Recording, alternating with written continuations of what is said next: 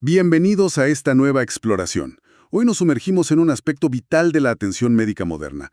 ¿Cómo garantizar que los medicamentos se usen de forma segura dentro de los hospitales? Es un desafío, constante y complejo. Efectivamente. Y para ello vamos a desgranar una iniciativa concreta y la verdad muy interesante llevada a cabo en el Hospital Universitario La Samaritana, el LUS, que es una institución pública clave allá en Bogotá, Colombia. Exacto. Nuestra fuente principal hoy es un estudio publicado en 2019. Esto salió en la revista Ofili Lafar.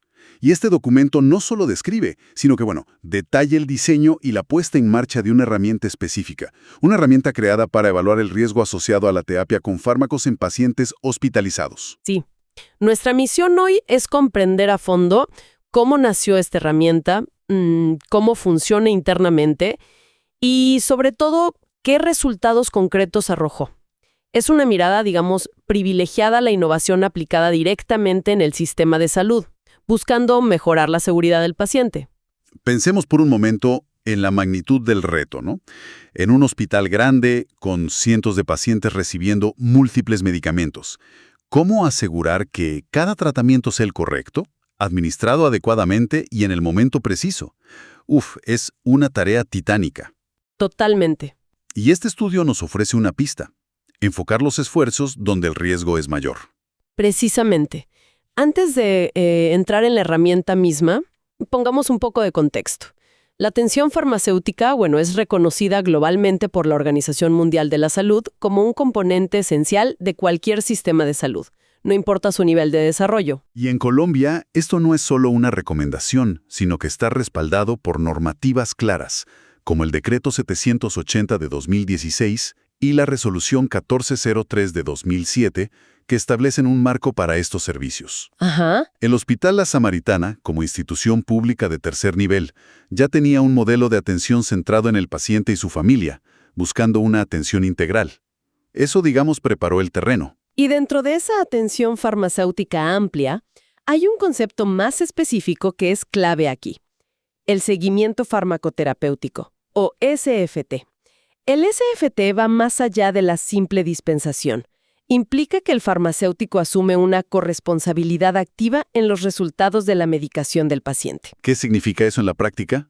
¿Qué hace el farmacéutico? Significa identificar, prevenir y resolver activamente los problemas relacionados con medicamentos, los PRM. Estos pueden ser desde una dosis incorrecta, una interacción peligrosa, hasta que el paciente no esté recibiendo un medicamento que necesita o, al revés, que esté recibiendo uno innecesario. El objetivo es optimizar la terapia para que sea segura y efectiva. Entendido. Entonces, si el SFT es tan importante y ya existía como concepto, ¿por qué el LUS decidió que necesitaba desarrollar su propia herramienta para priorizarlo? ¿No bastaba con implementar el SFT de forma general, digamos? Aquí es donde la cosa se pone interesante, ¿no? Desde el punto de vista estratégico. El LUS quería, por supuesto, cumplir la normativa y fortalecer su modelo de atención, pero se enfrentaron a una realidad ineludible. Los recursos son finitos. Claro. Realizar un SFT exhaustivo y continuo a todos los pacientes hospitalizados simultáneamente es, en la mayoría de los entornos, logísticamente inviable, sobre todo con las ratios de farmacéuticos que existen. Es decir, necesitaban una forma inteligente de decidir dónde invertir el tiempo valioso de sus farmacéuticos, como un filtro. Exactamente. Necesitaban un método objetivo y sistemático para identificar a aquellos pacientes que, por sus características clínicas o su tratamiento, presentaban un riesgo farmacoterapéutico significativamente mayor. La idea era focalizar la atención farmacéutica intensiva donde pudiera generar el mayor impacto preventivo y de mejora. No se trataba de no atender al resto, sino de asignar recursos adicionales a los casos más complejos o vulnerables. Ok. Analicemos entonces cómo diseñaron esa herramienta. El estudio nos dice que este proceso se llevó a cabo entre agosto de 2017 y agosto de 2018. ¿Cuál fue el punto de partida? ¿Por dónde empezaron? Pues el primer paso fue definir los criterios que señalarían a un paciente como de mayor riesgo. Y aquí hicieron algo crucial. No se basaron solo en la literatura científica general sobre factores de riesgo. Ah, ¿no? No, combinaron eso con un análisis del perfil epidemiológico propio del hospital. ¿Qué significa eso? Miraron qué tipo de pacientes y enfermedades eran más frecuentes allí, en la Samaritana específicamente. Reflejara la realidad específica de su población de pacientes. Identificaron las 5 enfermedades más prevalentes que requerían hospitalización en el US: infección de vías urinarias, la IBU, hipertensión arterial descompensada, neumonía, la época exacerbada y la insuficiencia cardíaca congestiva. Entiendo. Entonces, tener uno de estos diagnósticos principales se convirtió en un criterio de riesgo. Interesante ese enfoque local, adaptado a ellos. ¿Qué otros criterios incluyeron? Además del diagnóstico principal, consideraron otros factores bien establecidos. La edad, claro, fijando el umbral en 40 años o más, el reingreso hospitalario reciente, Ajá. ¿Reciente cuánto tiempo? definido como volver a ingresar en un mes o menos desde la alta previa, y también el tipo de medicamentos prescritos. ¿Cómo así el tipo? Específicamente, si el paciente tenía indicado al menos un fármaco catalogado por el propio hospital como de alto riesgo, esos con margen terapéutico estrecho o potencial de daño grave o de alto costo. Bien, tenemos los ingredientes. Diagnóstico prevalente, edad, reingreso, medicamentos específicos. ¿Cómo los combinaron para crear una puntuación, una forma de medir ese riesgo? Desarrollaron lo que llamaron una matriz de riesgo. Se puede ver en la figura 2 del estudio. La lógica fue asignar un puntaje numérico a cada factor de riesgo presente en el paciente, y así generar un número de prioridad de riesgo o NPR total. Y parece que le dieron un peso particular a la edad, ¿no? Por lo que veo. Así es. La edad se estableció como el factor base o, digamos, excluyente. Crearon rangos. Los pacientes de 65 años o más partían con una base de 25 puntos, riesgo alto. 25 puntos de entrada. Exacto.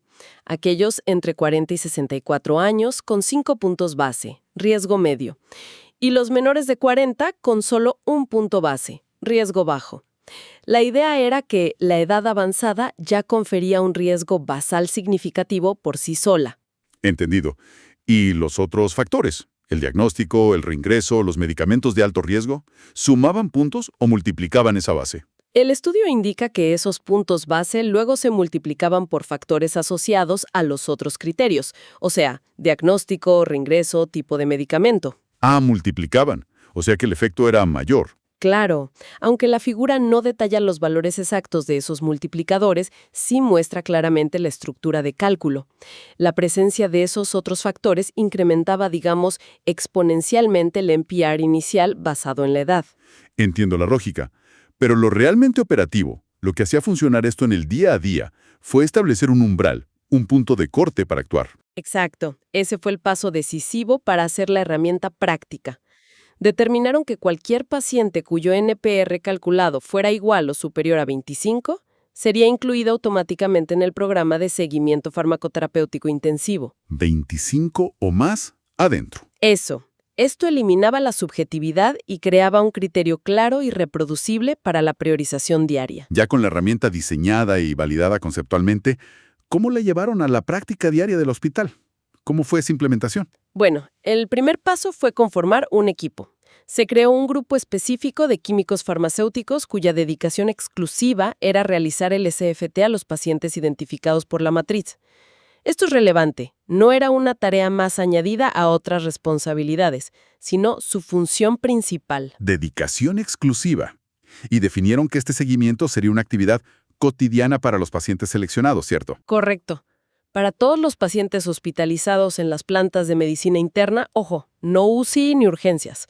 Por ejemplo, que alcanzaran ese umbral de NPR mayor o igual a 25, el seguimiento farmacéutico se convirtió en una rutina diaria durante su estancia. Y para asegurar la consistencia, para que todos hicieran el seguimiento de la misma manera, adoptaron un marco de trabajo, un modelo. Sí, implementaron el modelo MTM, que son las siglas en inglés de Medication Therapy Management, gestión de la terapia medicamentosa. Este es un modelo reconocido internacionalmente que provee una metodología estructurada para que los farmacéuticos realicen una revisión completa de todos los medicamentos del paciente, prescritos, de venta libre, suplementos, identifiquen problemas potenciales o reales, desarrollen un plan de acción personalizado en colaboración con el médico y el paciente y realicen seguimiento.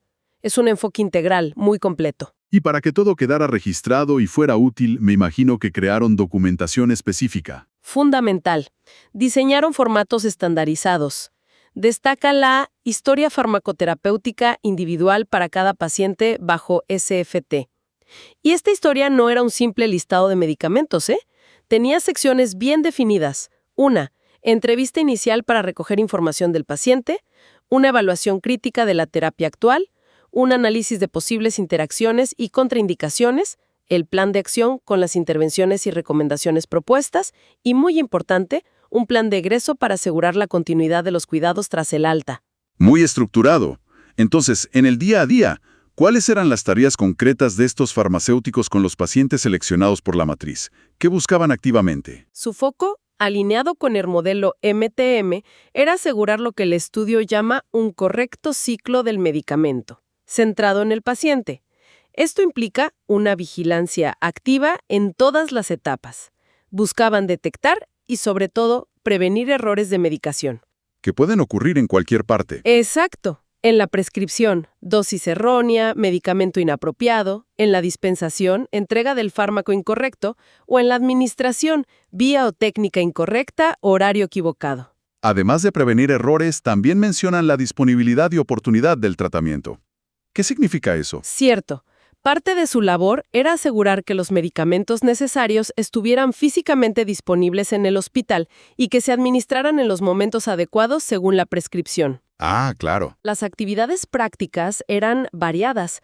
Revisar exhaustivamente las órdenes médicas, cotejarlas con los registros de enfermería, el Cardex, inspeccionar los carros de medicación antes de que llegaran a los pacientes, validar técnicas de administración complejas como el uso de inhaladores o la preparación de inyectables y coordinar con la farmacia central para resolver problemas de disponibilidad. Un trabajo muy de campo. Es un trabajo minucioso, detallado, y se alinea directamente con esa preocupación que mencionabas antes, expresada por el Ministerio de Salud de Colombia, de considerar la seguridad en el uso de medicamentos como un problema de salud pública prioritario. Totalmente. Los errores de medicación no solo causan daño directo a los pacientes, sino que aumentan costos, prolongan estancias hospitalarias y pueden, erosionar la confianza en el sistema. Este programa era un intento proactivo y estructurado de mitigar esos riesgos en la población más vulnerable dentro del hospital. Ahora, la pregunta clave. ¿Cómo supieron si este nuevo enfoque, esta herramienta de priorización y el SFT intensivo estaban realmente marcando una diferencia? ¿Qué midieron para saber si funcionaba?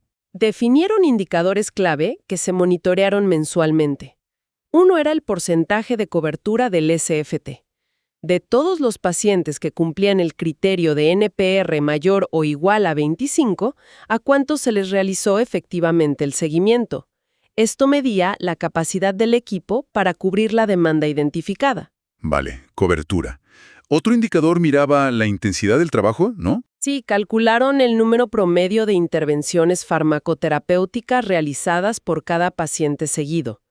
Una intervención podía ser desde recomendar un cambio de dosis, sugerir suspender un medicamento, hasta educar al paciente sobre cómo usar un dispositivo. Este indicador reflejaba la proactividad del farmacéutico, cuántas cosas encontraban y proponían cambiar. Y hubo un tercer indicador interesante, relacionado con la cultura de seguridad general del hospital. Muy relevante. Midieron el número de reportes de incidentes o riesgos relacionados con medicamentos que se originaban desde el equipo de SFT y se notificaban al programa de farmacovigilancia y seguridad del paciente del hospital. Querían ver si este equipo especializado se convertía en un detector más eficaz de problemas. Y aquí es donde la historia se pone realmente reveladora. ¿Qué mostraron los datos tras 11 meses de funcionamiento del programa? ¿Funcionó? Pues los resultados fueron bastante llamativos. En promedio, cada mes, unos 130 pacientes cumplían los criterios de la matriz de riesgo y, por tanto, eran elegibles para el SFT intensivo. ¿130 al mes? Sí. aunque hubo fluctuaciones mensuales, claro, con un mínimo de 92 y un máximo de 199 pacientes identificados en un mes. Variaba. Pero mencionaste que el SFT intensivo, el proceso MTM completo, requería tiempo. ¿Pudieron aplicarlo a todos esos 130 pacientes elegibles cada mes? Ahí está un matiz importante. De esos 130 pacientes elegibles en promedio, el equipo logró realizar la evaluación profunda y completa de la farmacoterapia siguiendo el modelo MTM a un promedio de 35 pacientes por mes. 35. Es una diferencia considerable. 130 que calificaban versus 35 a los que se les hacía la revisión más exhaustiva. ¿A qué se debe esa brecha? ¿Falta de tiempo? Pues el estudio sugiere que esto refleja la realidad práctica. Realizar un MTM completo es un proceso que consume tiempo. Implica revisar historia clínica, entrevistar al paciente, analizar laboratorios, investigar interacciones, discutir con el médico, documentar. Mucho trabajo por paciente. Exacto. Hacer eso para 130 pacientes complejos al mes con un equipo limitado es un desafío enorme. Esta diferencia, de hecho, subraya por qué la herramienta de priorización era tan necesaria. Permitió al equipo concentrar sus esfuerzos más intensivos en un grupo manejable de los pacientes de mayor riesgo, en lugar de intentar hacer una revisión superficial de todos. Entendido.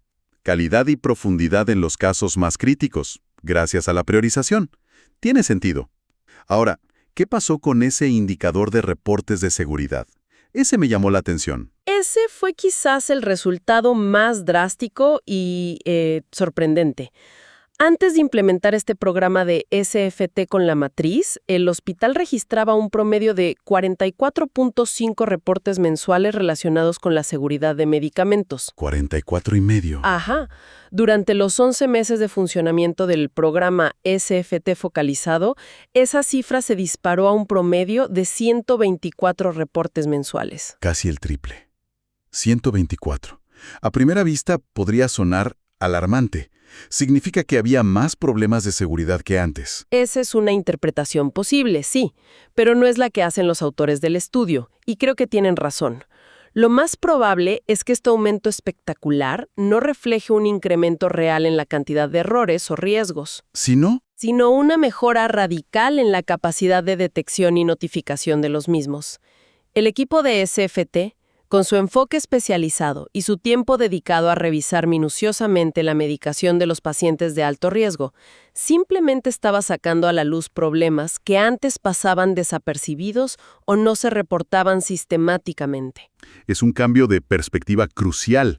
No es que hubiera más icebergs, es que ahora tenían un sonar mucho mejor para detectarlos bajo la superficie. Exactamente. Esa es una gran analogía. Este hallazgo sugiere que el programa no solo intervino para corregir problemas, sino que fundamentalmente cambió la capacidad del hospital para ver y aprender de los riesgos relacionados con la medicación. Claro. Y ese paso hacia una conciencia proactiva de los riesgos es en sí mismo un avance enorme en la cultura de seguridad. Fascinante, de verdad. Entonces, más allá de los números, ¿qué implicaciones más amplias extrajeron los autores de esta experiencia? ¿Qué aprendieron? Varias cosas, muy importantes. Primero, constataron un claro fortalecimiento del rol del químico farmacéutico dentro del equipo de salud. Su trabajo, al estar más enfocado, estructurado y documentado, se hizo mucho más visible y valorado por médicos y enfermeras. ¿Y cómo se notó eso? La evidencia fue su participación activa y solicitada en reuniones clínicas, juntas médicas y rondas de piso. Sus aportes específicos al plan terapéutico eran reconocidos y a menudo incorporados. Dejaron de ser vistos solo como dispensadores para ser considerados consultores expertos en farmacoterapia. Un cambio de rol. Y está el tema de la calidad sobre cantidad que ya mencionamos antes. Efectivamente. El estudio argumenta que, aunque antes quizás se revisaba superficialmente a más pacientes, llenando perfiles básicos, buscando interacciones obvias, el nuevo enfoque era superior. Al concentrar las evaluaciones profundas, esos 35 pacientes al mes, en los identificados como de mayor riesgo por la matriz, las intervenciones realizadas eran mucho más pertinentes, complejas y, presumiblemente, de mayor impacto clínico. Tiene sentido estratégico, pero una pregunta. ¿No hubo preocupación por los pacientes que no alcanzaban ese umbral de 25 puntos? ¿Se corría el riesgo de descuidar problemas en pacientes de menor riesgo? Es una pregunta válida y un posible contrapeso a considerar en cualquier estrategia de priorización. El estudio no detalla si hubo esa discusión interna, pero la lógica subyacente es la optimización de recursos escasos. Claro, la realidad. Y esto nos lleva a la siguiente implicación clave, la estrategia más racional es dirigir la atención más intensiva hacia donde el potencial de daño y, por tanto, de beneficio al intervenir es mayor. No significa ignorar al resto, que seguirían recibiendo la atención farmacéutica estándar del hospital, sino dar un plus de vigilancia a los más vulnerables. Y esa limitación de recursos es especialmente relevante en el contexto colombiano, como decías. Crucialmente relevante. El estudio cita un dato preocupante de la época. Colombia contaba con apenas 0.7 farmacéuticos por cada 10.000 habitantes, una cifra muy, muy por debajo de la recomendación de la OMS de al menos 1 por cada 1.000 para asegurar una atención farmacéutica adecuada. Menos de 1 por 10.000. Es bajísimo. Bajísimo. Ante esta escasez crónica de profesionales farmacéuticos, herramientas como esta matriz de riesgo no son un lujo, son una necesidad estratégica. Permiten que el impacto de cada farmacéutico se multiplique al enfocar su experticia donde más se necesita. Exacto. En lugar de diluir los esfuerzos limitados tratando de abarcar todo superficialmente, la matriz permite canalizar el conocimiento y el tiempo del farmacéutico hacia aquellos pacientes donde una intervención puede prevenir una complicación grave, un reingreso o incluso, salvar una vida. Claro. Por eso, los autores proponen este modelo como potencialmente adaptable y muy valioso para otros hospitales o sistemas de salud en contextos con limitaciones de recursos humanos similares, que son la mayoría en países en desarrollo. Entonces, para recapitular la conclusión central del estudio, ¿cómo lo resumirías? Pues diría que la matriz de riesgo farmacoterapéutico diseñada a medida para la realidad de luz demostró ser una herramienta eficaz para priorizar la asignación de recursos de atención farmacéutica a través del programa SFT. Y esto generó una cadena de efectos positivos, visibilizó y potenció el rol clínico del farmacéutico, mejoró la comunicación y colaboración interdisciplinaria. Incrementó drásticamente la detección y notificación de problemas y riesgos relacionados con medicamentos, permitiendo actuar de forma más oportuna. Y en definitiva, contribuyó a una atención integral más segura y de mayor calidad, específicamente para los pacientes hospitalizados identificados como de mayor riesgo. Ese es el resumen perfecto, justo eso. La gran lección que podemos extraer de esta exploración es poderosa, me parece. Un enfoque estructurado, basado en datos locales y materializado en una herramienta de priorización como esta matriz, puede transformar la seguridad del paciente y la eficiencia de servicios clave como la atención farmacéutica. Sí.